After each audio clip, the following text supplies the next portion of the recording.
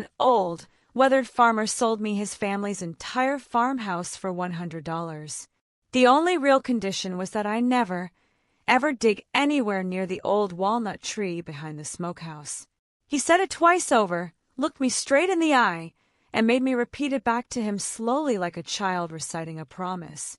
14 months later, I was standing in a crowded federal courtroom listening carefully to a witness explain exactly where $2.1 million in stolen armored car cash had been quietly sitting, undisturbed, for almost 50 long years. Welcome to Kate's Fortune Stories. It's Kate again, and I'm so happy you're here with me.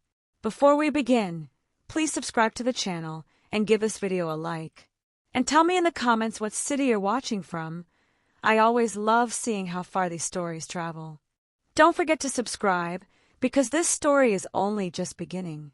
People ask me all the time how a woman with $412 in checking ended up owning 60 acres in the Missouri Ozarks and a farmhouse that hadn't been lived in for 6 years. The truth isn't a pretty one. I wasn't looking for an adventure. I was looking for a floor that wasn't somebody else's floor to sleep on. My name is Nora Ashcroft. I'm 33, and up until 2 years ago I ran a food truck business with a man I trusted more than I trusted almost anyone in my life, my college roommate's older brother, Jordan Teal. We called it Rolling Harvest, farm-to-table sandwiches, and soups out of a converted step van, and for 4 years we built something real. We catered farmers markets, breweries, 2 different music festivals. People followed us on social media just to find out where we'd be parked that weekend. It wasn't glamorous, but it was ours, and for the first time in my adult life, I woke up excited about a job. Then, over about 2 months, Jordan quietly refinanced the truck under his name alone, using paperwork I'd signed years earlier without reading closely enough, dissolved the LLC we'd built together, and opened a new operation 3 towns over called Harvest Roll, using the same recipes, the same supplier contacts, and a logo that was suspiciously close to ours. I found out when a supplier called to ask why our account had been closed, and a new one opened under a name I didn't recognize. By the time I got a lawyer to even look at it, Jordan had already sold the original truck for parts and walked away clean. The paperwork was airtight because I had trusted him enough to never double-check it. My mother, back in Springfield, wanted me to move into her spare room and get something with a schedule, which was her polite way of saying stop chasing things that don't have a retirement plan attached. My older brother Daniel texted me job postings for a regional distribution center twice a week, always the same line underneath. Just keeping an eye out for you. I told them both I was fine. I was staying on an air mattress in a friend's unfinished basement in Columbia, doing gig delivery work between midnight and 4 in the morning because that's when the pay bumped up enough to matter, and telling myself this was temporary the way you tell yourself things when admitting the truth feels like losing the last piece of ground you're standing on. Some nights, sitting in a parking lot waiting on an order that never came, I'd run the math on Rolling Harvest over and over, trying to find the exact moment I should have caught what Jordan was doing before it was already finished, as though understanding the mistake after the fact could somehow undo it. I found the listing the way most of the worst and best decisions of my life have arrived. At 2 in the morning, scrolling because sleep wasn't coming and my brain wouldn't stop running numbers it couldn't make work. It wasn't on any real estate site. It was a classified ad on a regional farm and trade forum, the kind mostly used by people selling tractors and goats. The listing was 4 lines long. Farmhouse and 60 acres, Hollow Creek MO, selling to the right person, not the highest bidder. Serious inquiries only.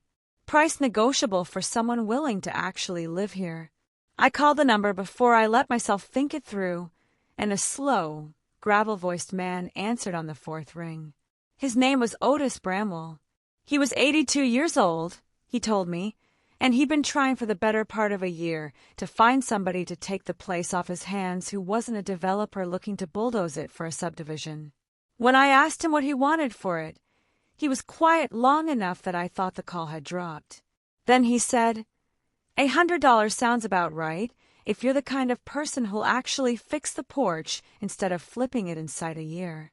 I drove out to Hollow Creek 2 days later, 4 hours each way in a car that made a sound over 60 miles an hour I'd been ignoring for months. The farmhouse sat at the end of a half-mile gravel lane, white clapboard gone gray, a wraparound porch sagging so badly on the east side that I could see daylight under the floorboards from 20 feet away. A rusted smokehouse stood off to one side, and behind it, at the edge of where the cleared yard gave way to woods, stood an enormous old walnut tree, easily 100 years old, its canopy wide enough to shade half the back field. Otis met me on the porch himself, a tall, stooped man with a farmer's permanent squint and hands that looked like they'd spent 60 years doing honest, difficult work. He walked me through the house slowly, pointing out the good bones the same way I might have if I'd been trying to sell it myself. Original hardwood under the carpet in the front rooms, a foundation of dry-stacked limestone that hadn't shifted in a century, a roof that had been redone sometime in the 90s and still had a decade of life left in it. He talked about the place like it still belonged to him even as he was handing it over, which I would come to understand. In every way that mattered to him, it always would. It was on the back porch steps, looking out at that walnut tree, that he set down the terms. "I'll sell you this place for $100, he said, "on one condition, and I need you to say it back to me, so I know you heard it right. You don't dig anywhere near that walnut tree. Not around the smokehouse, not under the tree, not within 30 feet of either one. Whatever you do to the rest of this land is your business. That patch of ground you leave be." I asked him why, half expecting a story about a septic line or a buried propane tank. He didn't answer the question. He just looked at me with an expression I didn't have a name for yet and asked me to say it back to him. I did. He nodded once, like a man closing a ledger, and 3 weeks later I had a deed with my name on it and $100 less in my checking account than I'd started with. The first months were exactly as hard as I expected them to be, and then some. I hauled out 4 decades of accumulated farm clutter before I could even think about renovation, a rusted-through chest freezer nobody had emptied before the power got shut off, mouse-eaten furniture, boxes of receipts going back to the Carter administration. I gutted the kitchen down to the studs because the old plumbing had failed years earlier and left water damage no one had ever addressed. I slept on a cot with a space heater running through October nights that dropped into the 30s, same as I had in that basement. Except now the walls belonged to me, and nobody could take them out from under me with a signature I hadn't read closely enough. Otis had moved into an assisted living facility in the nearby town of Pearl Junction, close enough that I saw him occasionally at the hardware store or the diner, always polite, always asking how the porch repairs were coming, never once asking about the walnut tree. I got the sense, in those early weeks, that he was watching me from a careful distance, the way a person watches something they've handed off but haven't quite let go of. It was during the 6th week, working on a drainage problem in the yard after a hard rain left standing water pooling along the back of the house, that things started to feel strange in a way I couldn't immediately explain. I'd hired a local contractor, a heavy-set, unhurried man named Gus Petrie, to help me regrade the yard so water would run away from the foundation instead of toward it. Gus had lived in Hollow Creek his whole life, knew the Bramwell land better than almost anyone besides Otis himself, and on the second afternoon, standing near the edge of the yard with a shovel in his hand, he stopped digging, looked toward the smokehouse, and got a strange, careful look on his face. "You know," he said, not quite meeting my eyes, "my daddy used to say there wasn't a soul in this county who'd dig near that walnut tree if Otis Bramwell asked them not to. Even back when we were kids, dumb enough to dig up half the county looking for arrowheads, nobody touched that spot." I asked him why. He shrugged in a way that told me he knew more than he was saying. "Some things you just don't ask an old man about," he said, and went back to work. That was the first time the warning stopped feeling like an old man's harmless eccentricity and started feeling like something else entirely. I told myself, The way you tell yourself things you're not ready to look at directly, that it was probably nothing, an old dog buried there, or a family plot from before headstones were common in a place like this, or some private grief of Otis's that had nothing to do with me and deserved to be left exactly where he'd asked me to leave it. I believed that story for almost 2 months, right up until the flood. Late November brought 3 days of rain heavier than anything the county had seen in years, and on the third night, a section of the creek bank at the low end of my property gave way, sending a slow wall of water across the back field toward the house. It didn't reach the foundation, but it cut a new channel through the yard directly past the smokehouse, and by the time the water receded 2 days later, it had washed out nearly 2 feet of topsoil along the base of the old walnut tree, exposing a tangle of exposed roots and, wedged among them, the corroded edge of something metal. I stood at the edge of that new channel for a long time before I did anything else, rain boots sunk in mud, staring at a rusted rectangular shape half buried in root, and clay that had absolutely no business being there if this was just an old man's sentimental patch of ground. It wasn't a coincidence. It wasn't nothing. Something in my chest went cold and steady at the same time, the particular feeling of a question finally getting an answer you weren't sure you wanted. I didn't touch it that day. I went inside, made coffee I didn't drink, and sat at my kitchen table until the light outside went from gray to black, turning over in my head every version of what an old farmer might spend 50 years protecting under a walnut tree. None of the versions I came up with were harmless. The next morning I drove into Pearl Junction and sat in the parking lot of the assisted living facility for 20 minutes before I made myself go inside. Otis was in the common room, working a crossword with the kind of concentration that made me feel like an intruder for interrupting it. I told him about the flood, about the washed-out bank, about the edge of metal exposed in the roots.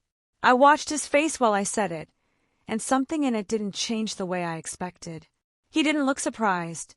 He looked, more than anything, like a man who had been waiting a very long time for this particular conversation to finally happen. "I always figured the ground would tell on me eventually," he said, mostly to the crossword puzzle in front of him rather than to me. "Ground does that, given enough time."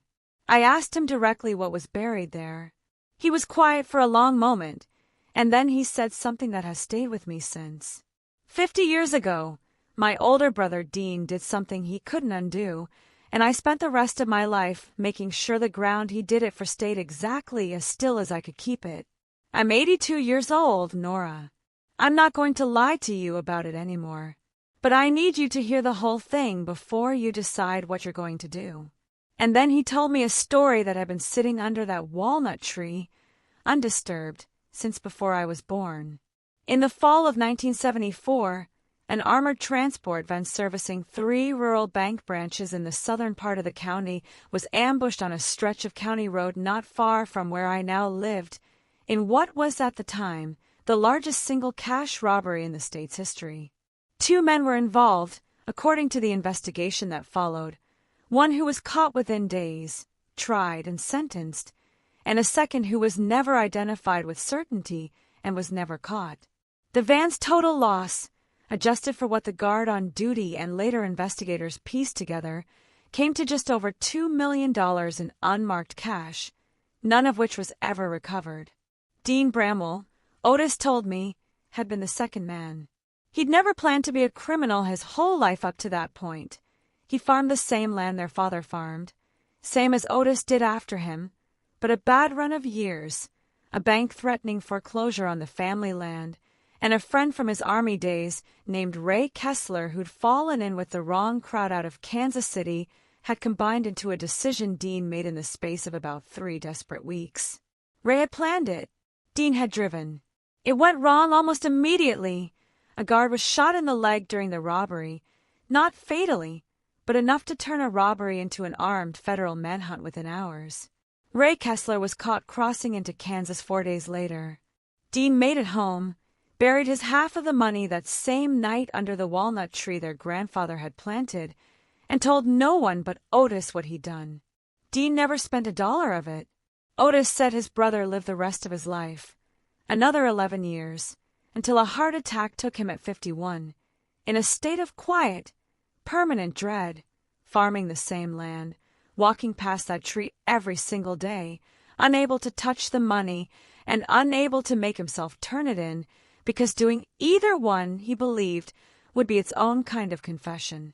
When Dean died in 1985, the secret and the money both passed to Otis, who buried them together just as deep as his brother had, and spent nearly 40 years making absolutely certain nobody, including himself, ever disturbed that ground again. "I'm too old to carry it any more," Otis told me, in that common room, with a half-finished crossword sitting forgotten in his lap. "I sold you that house because I needed somebody honest standing on that land when it finally came up, and I didn't have the nerve to dig it up myself. I'm sorry I put that on you. I truly am. But I think some part of me knew, the day you called about that ad, that you were the one it was finally going to happen to. I drove home that afternoon with my hands tight on the wheel the whole way, replaying every version of that conversation, trying to figure out what a person is supposed to do with an 82-year-old man's 50-year-old confession and a wall of exposed roots, holding God knows how much stolen cash a quarter-mile from my back door. I didn't dig it up myself. I want to be clear about that, because in the weeks that followed I asked myself constantly why I didn't just do it quietly and figure out the rest later, and the honest answer is that once I knew what it actually was, touching it myself felt like stepping directly into the middle of a 50-year-old crime with my own two hands, and some instinct in me, however scared and however curious, understood that the only way through this cleanly was to do everything in the open, in the right order, with the right people watching. I found a lawyer the same way I imagine most people and over their heads eventually do, by asking around carefully and landing on a name that came recommended twice from people I trusted. Her name was Renata Ford, out of a firm in Springfield that handled estate and property disputes, and when I called her office and gave her the barest outline of what I was dealing with, her assistant put me straight through instead of scheduling a callback, which told me something about how the story sounded even in summary. I told Renata everything. Otis, the walnut tree, the flood, the exposed metal, Dean Bramwell, the 1974 robbery, Ray Kessler. I talked for almost 30 minutes without a single interruption. When I finally stopped, she was quiet for a moment on the other end of the line. "Have you touched anything at that site?" she asked. "No," I said. "Good," she said. Don't tell anyone else yet either.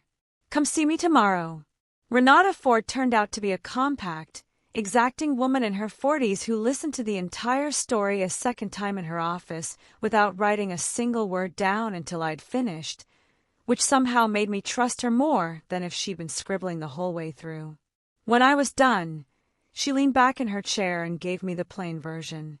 "Here's the shape of what you're facing," she said. "Legally, unrecovered stolen cash doesn't simply belong to whoever finds it, the way buried treasure might in some fairy tale version of the law. The bank that was robbed was insured, and if that insurer paid out a claim in 1974, they likely retain what's called a subrogation right, a legal claim to recover the actual stolen property if it ever resurfaces, regardless of how much time has passed. At the same time, the criminal statute of limitations on the robbery itself almost certainly expired decades ago, which affects who can be prosecuted, but not necessarily who owns the money once it's found. This is going to be a genuinely complicated case, and it's going to take real time to sort out. But your position is not weak. You are the lawful owner of that property, acting in complete good faith, and you came to a lawyer within a day of learning what was there instead of touching it yourself. That matters enormously," she advised, the same careful, unhurried way any good lawyer would, "that I file a report with the county sheriff immediately, both because it was the right thing to do and because a time-stamped, official record of my good faith would matter enormously if this ever turned adversarial down the line." She also told me something that steadied me more than almost anything else in those first raw days, that a case like this could easily take the better part of a year to resolve, and that the smartest thing I could do in the meantime was to keep living my actual life instead of putting everything on hold to wait for a phone call. I clung to that advice harder than I let on. I drove to the Hollow Creek County Sheriff's substation that same afternoon. A small brick building with a single patrol car parked out front, and a dispatcher who looked mildly startled to have anything more complicated than a noise complaint walk through her door. The young deputy, who took my initial statement, clearly had no framework for what I was describing and, after a few minutes of trying, excused himself to make a call. Within the hour I was sitting across from Sheriff Callum Reyes, a lean, unhurried man in his 50s with a way of listening that made me feel, for the first time since the flood, like someone competent had finally taken hold of the wheel. He took it seriously in a way I hadn't quite let myself expect, and he sent a deputy out to the property with me that same evening to photograph the exposed root system and the visible corner of the buried container without disturbing it further, pending a proper recovery. Standing at the edge of that washed-out channel with his flashlight sweeping across the mud, he said something that landed harder than I expected. "You know," he said, "there was a search out here back in the winter of 1975. Federal agents, state police, the whole apparatus. They walked this property twice, dug test holes all through that back field. Somehow they never touched this exact spot." He straightened up, frowning at the exposed roots. "Either somebody got lucky 50 years ago, or somebody knew exactly where to guide them away from." That last part sat with me the whole drive home. Otis had told me the money had never been found. He hadn't told me that federal investigators had actually walked his own family's land looking for it and somehow missed it. That gap in the story felt suddenly important in a way I couldn't yet explain, and it kept circling back on me later that night, long after I told myself to stop turning it over and just try to sleep. I was still in my driveway that night, engine ticking as it cooled, when my phone lit up with a text from a number I didn't recognize. "We know what your neighbor buried. Walk away from it before you get hurt." I read it 3 times, my stomach dropping a little further with each pass, then photographed the screen, forwarded it to Renata immediately, and called Sheriff Reyes before I'd even turned the engine off, my voice coming out far steadier than I actually felt. I barely slept that night, running through every possible version of what came next, and Renata called back early the next morning with information of her own. She pulled what she could find on the 1974 case through public court records and a contact at the county recorder's office, and one name kept surfacing alongside Ray Kessler's, a younger brother, Wade Kessler, who would have been a teenager at the time of the robbery and was now, decades later, a mid-sized commercial real estate developer based out of Springfield, with a business record marked by a pattern of aggressive land deals and shell entities opened and closed with a frequency that suggested a man comfortable operating well outside the clean edges of the law. Renata moved quickly once she had that name. She filed an emergency motion asking the court to place any recovered property under judicial custody the moment it was excavated, and she flagged the threatening text for the county prosecutor's office in the same filing.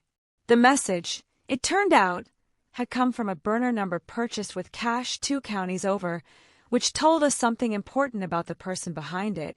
This wasn't panic. This was preparation. I stayed with my sister in Columbia for the better part of a week on Renata's advice, doing nothing more adventurous than helping my niece with a school project and jumping every time a car door slammed outside. I wasn't being dramatic. I was being careful, and there's a real difference between the two even when they feel identical from the inside. Wade Kessler called me directly 5 days later. Unknown number, an unhurried, professionally warm voice that immediately put me on guard. "Ms. Ashcroft," he said, "I think it's time we had an honest conversation." I said nothing. "My Uncle Ray paid a heavy price for that robbery," he continued. 14 years in a federal facility. My father spent his whole life believing his brother's share of that money was owed to our family one way or another. I'm not here to threaten anyone. I'm here to ask you to be reasonable. Talk to my attorney. I said and hung up. I'd been recording every call since the text message on Renata's instruction, and I sent the audio to her within minutes of ending it. Renata's read on the call was immediate and confident. He has no legal instrument that survives a courtroom without exposing exactly how much he already knows about property he's never had any lawful claim to, she told me that evening. Which means he's going to try channels that aren't a courtroom. Stay careful. I sat with that warning a long time, and it didn't take long at all to find out how right she was. 4 days after that call, I drove back out to the farmhouse to grab tools I needed and found the mudroom door standing open, the frame splintered where it had been forced. Nothing was missing that I could immediately identify. The recovery of the buried container hadn't happened yet. It was still sitting under a tarp at the sheriff's direction awaiting a proper forensic excavation, so there was nothing on the property to physically steal. But my renovation paperwork, my property files, drawers I hadn't opened in weeks, had all been gone through, deliberately, methodically, the way a person searches when they know exactly what shape of document they're hoping to find. I stood in that ransacked mudroom for a long time before I called anyone, looking at papers scattered across the floor in a pattern too careful to be random. Whoever had done this hadn't been searching for cash. They'd been searching for proof of exactly what Ray Kessler's actual share had been, proof of any agreement between the Bramwells and the Kesslers, anything that could either support a claim or destroy one before it ever reached a judge. I understood, standing in that wrecked room, that if any such document existed, I needed to find it before Wade Kessler did, and that whatever it was still out there on this property somewhere, in a drawer or a wall or a hayloft nobody had cleared out in decades. I gave myself 3 days, the same rule I'd started keeping for myself in every hard stretch since the flood, 3 days to be scared, and then back to whatever needed doing. I stayed with my sister a second time. I let my mother talk to me about a leaking gutter and a church rummage sale, ordinary noise that reminded me the rest of the world hadn't stopped turning just because mine had gone strange. When the 3 days ended, I went back to the farmhouse because work had always been the one thing that reliably organized my thinking when nothing else would. Wade Kessler went quiet after the break-in. No more calls, no more texts, no unfamiliar trucks idling at the end of my gravel lane. Renata warned me not to mistake that silence for surrender. A man with his kind of resources, advised by whatever lawyer he was using, would pull back and recalibrate rather than keep pushing after a failed attempt, which almost certainly meant he was still watching, still working an angle, just doing it more quietly.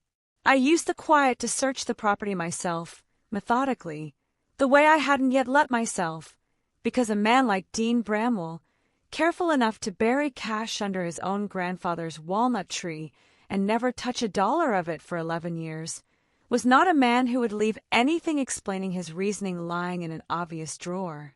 I checked behind the paneling in the mudroom. I pulled up floorboards in the 2 upstairs bedrooms Otis had barely used in his final years living there.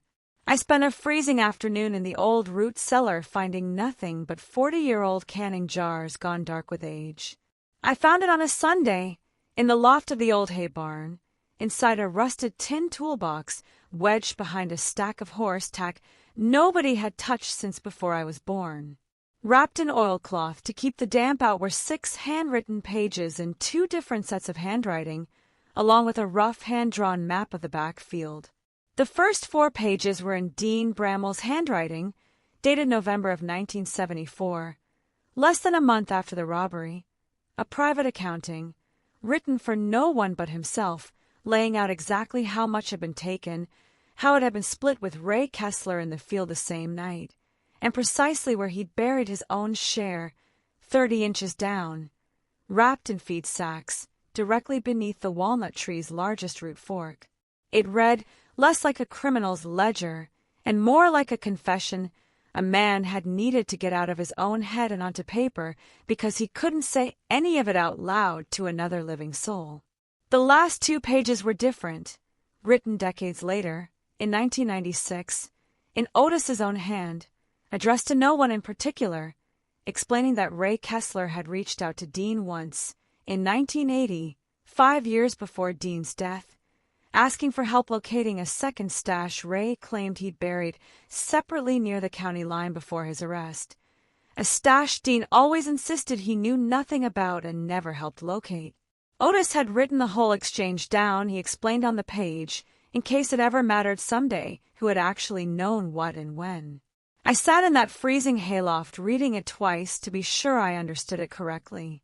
If Otis's account was accurate, then whatever Wade Kessler believed his family was owed rested on a version of events his own uncle had constructed to chase a second fortune that, according to every Bramwell record, had never actually existed on this land at all. I photographed every page and called Renata immediately. She was quiet on the line for a long moment after I read it to her. "Nora, this changes the whole shape of the case," she finally said. "But I need you to understand what it also does. This document is Dean Bramwell's own confession to a federal crime in his own handwriting. Once we hand this over, the U.S. Attorney's Office is going to have jurisdiction questions to work through, and how they choose to use it is going to shape your position just as much as it shapes Wade Kessler's." I'd already been circling that thought the entire drive home. "There's a path here," Renata said carefully, "where you cooperate completely with whatever review this triggers, and in exchange, your position as the good-faith current owner of the land where this was recovered gets treated with real weight by any court deciding where that money ultimately belongs. It isn't a guarantee, but it's the strongest ground available to you, and it's real." A week later, I sat across a conference table from an assistant U.S. attorney named Priya Okonkwo, a sharp, methodical woman who asked more precise questions in 45 minutes than anyone else had managed across the entire ordeal. I handed over the hayloft pages, the map, the photographs from the flood site, the recording of Wade Kessler's call, and documentation of the break-in. She thanked me, told me she'd be in touch soon, and walked me out into an overcast afternoon that felt, for the first time in weeks, like it might eventually clear on its own. That night I called my college friend Delphine, one of the only people outside the legal machinery I'd told even a partial version of the truth, and told her I needed dinner with someone who actually knew my face and not just my voice through a phone speaker.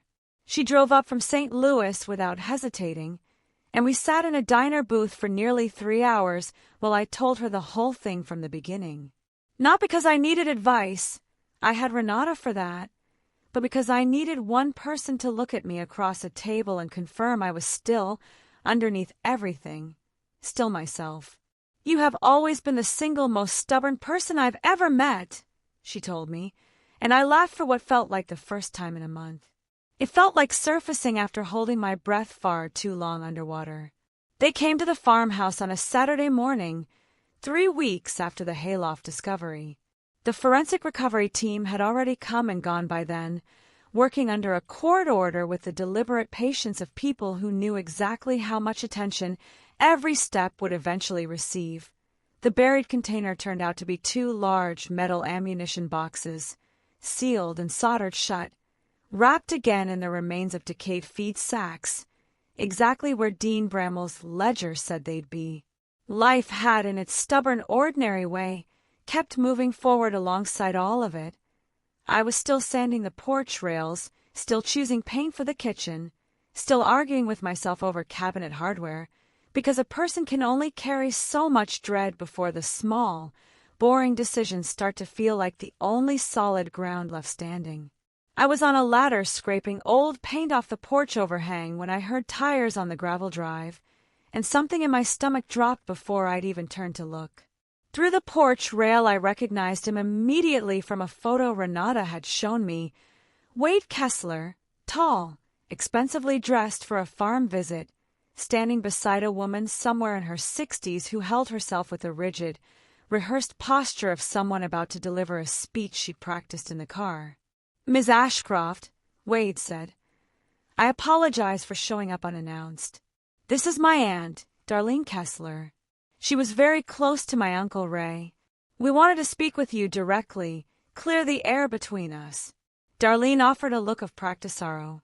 "My brother paid an enormous price for what happened out here," she said.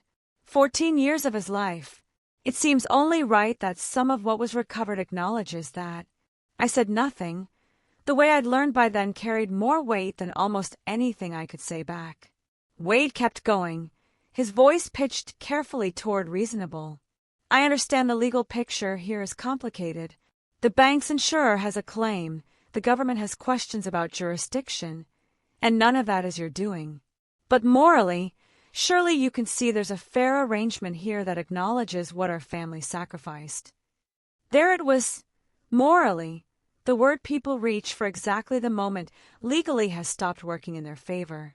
We're not asking for everything, Darlene added, stepping forward like she was offering a great concession. A portion, that's all.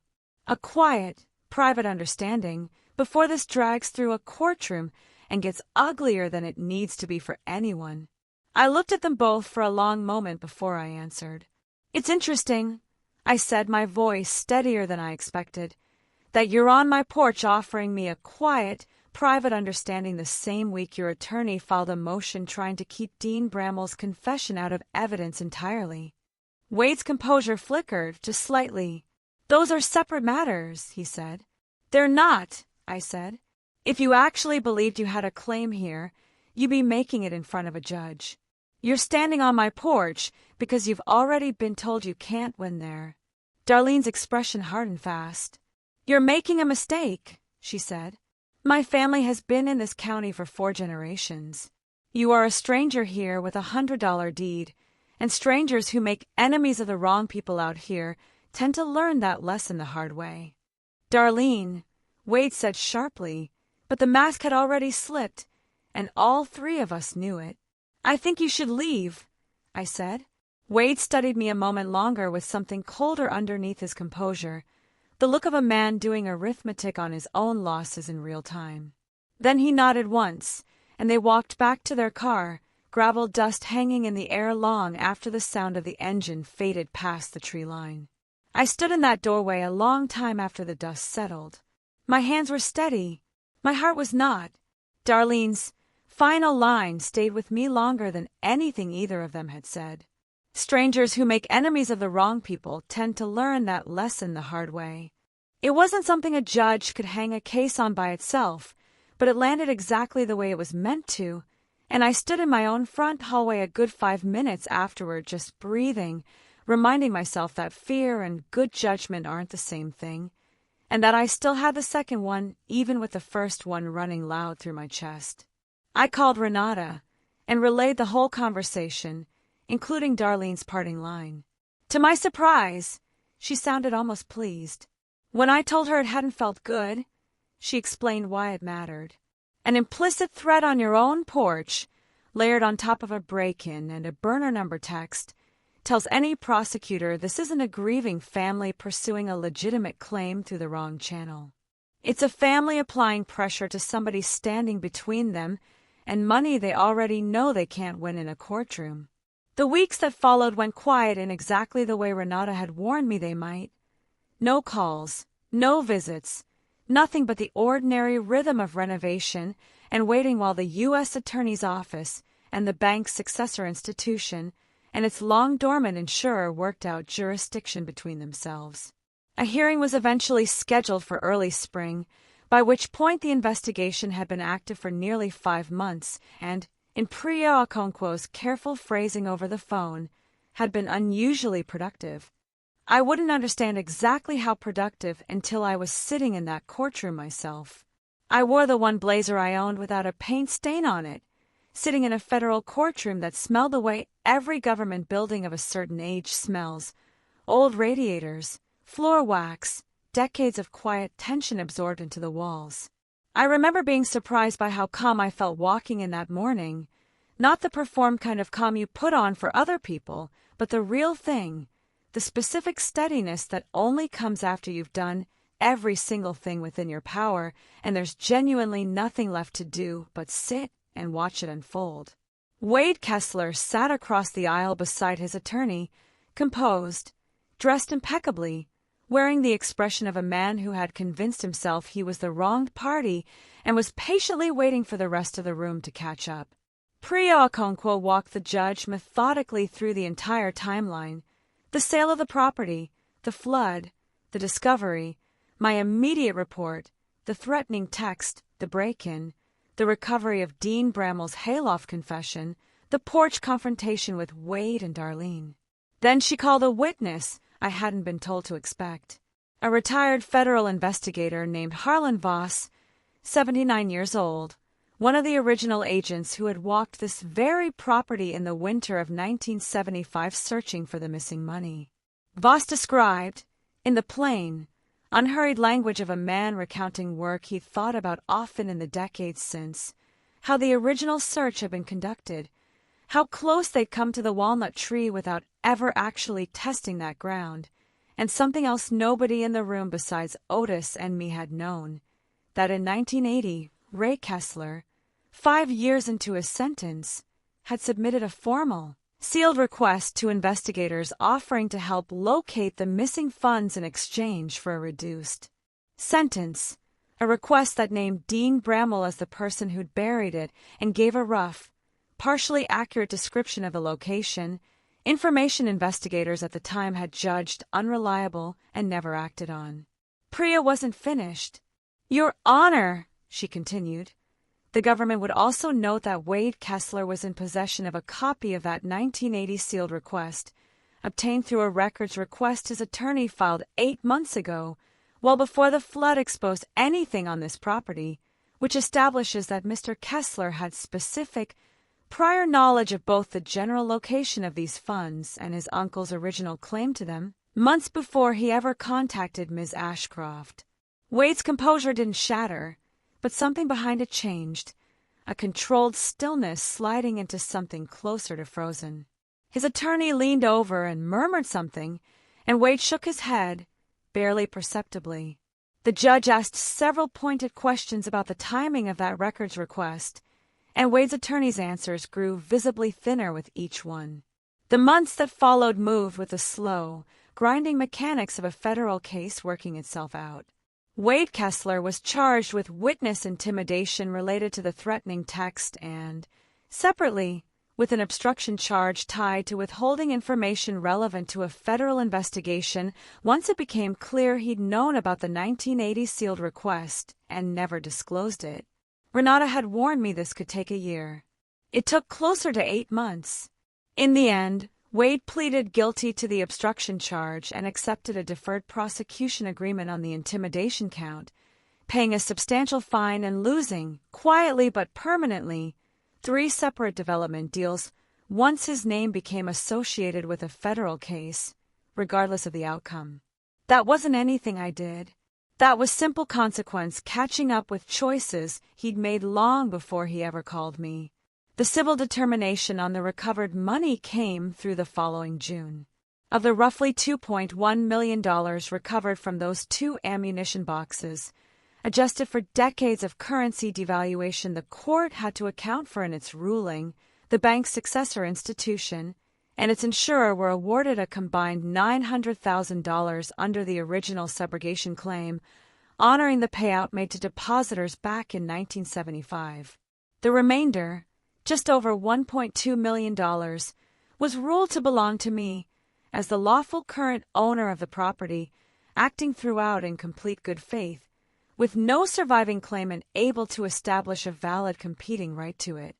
I made Renata read the ruling out loud to me twice over the phone before the number fully registered. I called Delphine from the courthouse parking lot afterward and said something completely incoherent, and she laughed and told me I'd earned every bit of it. I sat in my car along while after we hung up, watching light move through the courthouse elms, thinking about Otis on that porch step, making me repeat his one condition back to him like a promise he needed to hear out loud. He'd known, in whatever way a man knows the weight of a decision he's carried for 50 years, that the ground would eventually tell on him. He hadn't asked me to protect his brother's secret. He'd asked me to be someone honest standing on that land whenever it finally came due. I hadn't run from it, but I hadn't let the fear make my decisions for me either.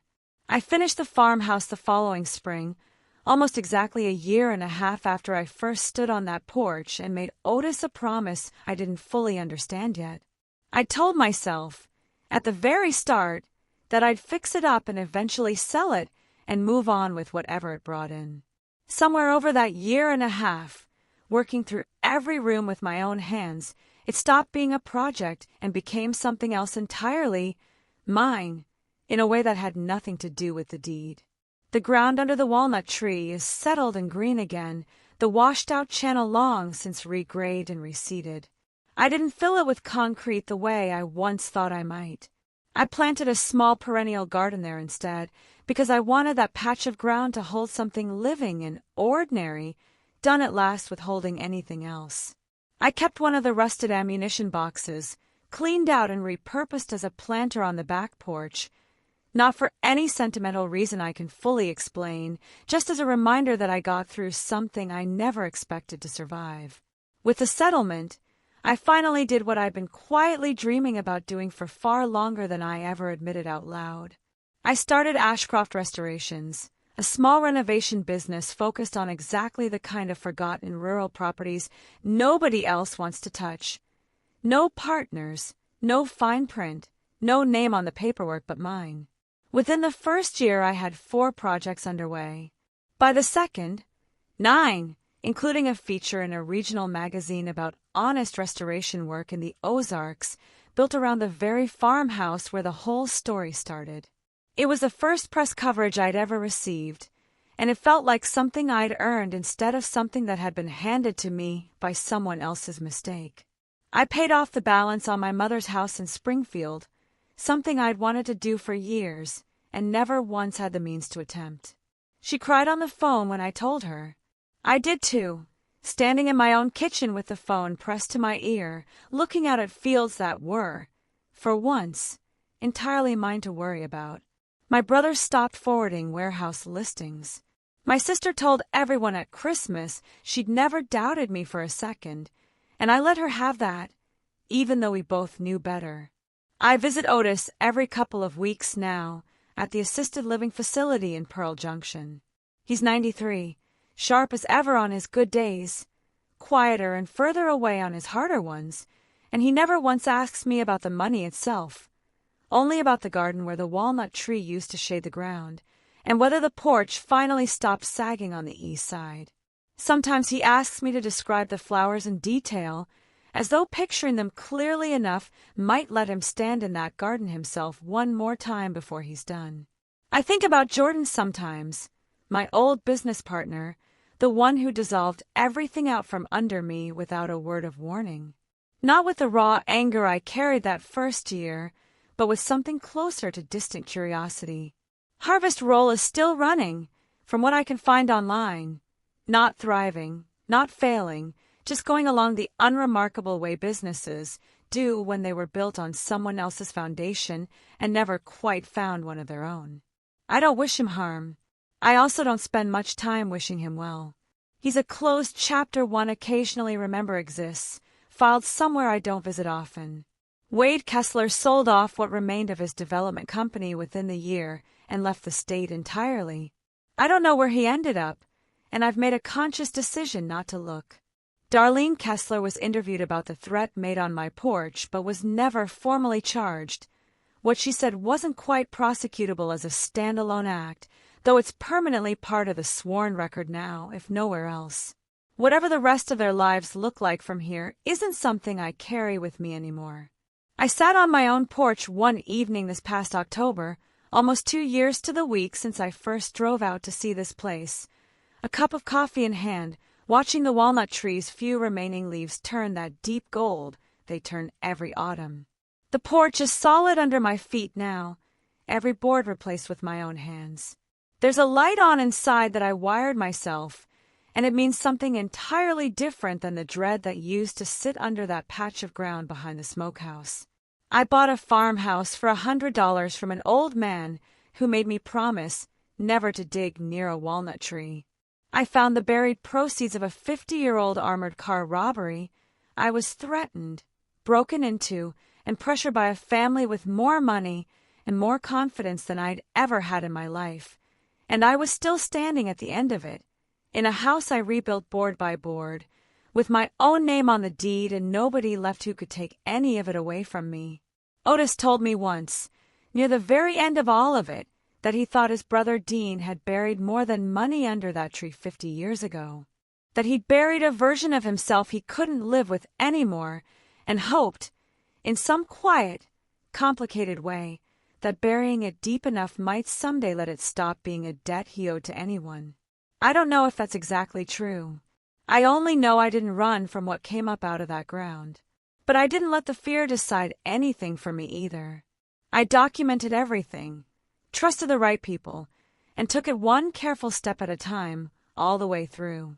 That's really the whole lesson, if there is one in any of this. Not bravery, exactly. Just a stubborn, methodical refusal to be pushed around by people who assumed I wouldn't fight back, and a willingness to keep showing up to the hard conversations instead of the easy silence. So tell me, what would you have done? An old man's warning, a 50-year-old secret under your own backyard, a family on your porch asking for a share of something that was never legally theirs to begin with? Would you have walked away from it, or would you have stayed and seen it through? Tell me in the comments below. I read every single one. And if this story kept you here until the very end, you know what to do. Subscribe to Kate's Fortune Stories, because there's always another one waiting. Thank you so much for listening.